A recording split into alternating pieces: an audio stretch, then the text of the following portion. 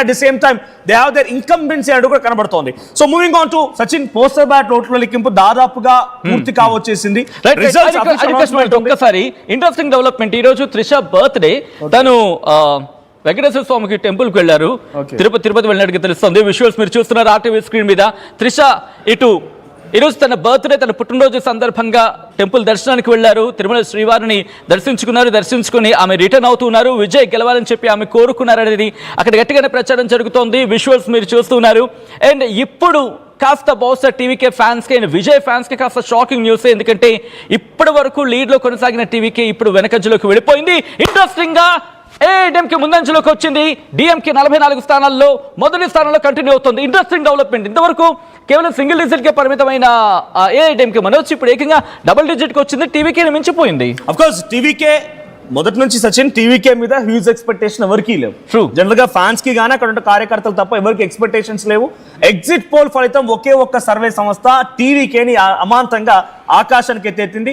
So ఆ exit poll ఫలితం ఆధారితంగా TVK చర్చ జరుగుతుంది. Of course but final results చూడాలి ఏం జరిగిందో.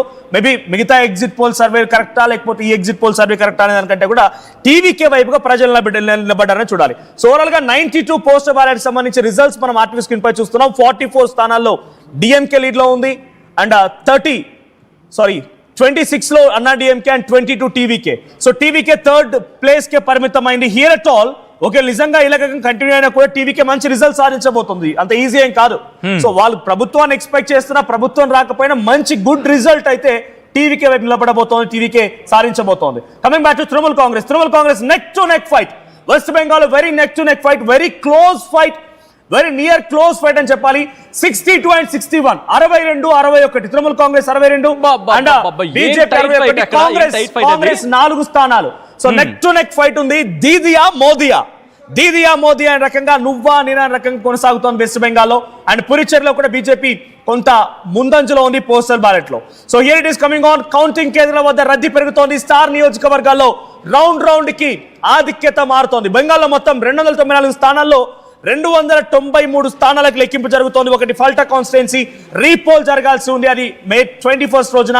సో అస్సాంలో 126 అసెంబ్లీ స్థానాలకు గాను అక్కడ కూడా కౌంటింగ్ కొనసాగుతుంది. సచిన్ ఆల్ రైట్, కంటిన్యూ చేద్దాం. కేరళకు సంబంధించి మాట్లాడుకునే ప్రయత్నం చేస్తూ ఉన్నాం. ఎల్డీఎఫ్ కి యూడీఎఫ్ కి కాంపిటీషన్ గట్టిగానే ఉంది. ఎల్డీఎఫ్ కాస్త వెనకంచలో ఉంది, యూడీఎఫ్ ముందంచలో కొనసాగుతుంది. దాదాపుగా 25 స్థానాల్లో ముందంచలో ఉంది యూడీఎఫ్ అండ్ ఎల్డీఎఫ్ ఆ తర్వాత స్థానంలో 24 స్థానాల్లో ముందంచలో ఉంది. అప్డేట్స్ అందించేందుకు Telangana Bharatiya Janata party head quarters నుంచి మా ప్రతినిధి శ్రీధర్ సిద్ధంగా ఉన్నారు. కేరళలో ఏం జరుగుతుంది? భారతీయ జనతా పార్టీ అక్కడ కనీసం అంటే దాదాపుగా 3 స్థానాలు మాత్రమే ముందంజలో కనిపిస్తోంది. ఏం జరిగే అవకాశం ఉంది and what the expectations of BJP మాట్లాడుకునే ప్రయత్నం చేద్దాం. మా ప్రతినిధి శ్రీధర్ సిద్ధంగా ఉన్నారు. శ్రీధర్, ఇటు కేరళకు సంబంధించి పరిస్థితి ఏంటి? యూడీఎఫ్ కాస్త ముందంజలో ఉంది 73 స్థానాల్లో అండ్ నెక్స్ట్ ప్లేస్ లో 24 స్థానాల్లో ఎల్డీఎఫ్.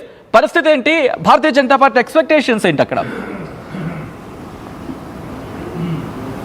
సచిన్ 140 స్థానాలు ఉన్నటువంటి కేరళలో ఎల్డీఎఫ్ యూడీఎఫ్ మధ్యనే ప్రధానంగా కూడా పోటీ ఉండబోతుంది. బీజేపీకి సంబంధించి పూర్తి స్థాయిలో అక్కడ కూడా పోటీ గెలిచేందుకు కూడా బీజేపీ కృషి చేసింది. ఎందుకే ఆ కమ్యూనిస్టుల కంచుకోటగా ఉన్నటువంటి అక్కడ కేరళ రాజకీయంలో ఒకవైపు యూడీఎఫ్ కాంగ్రెస్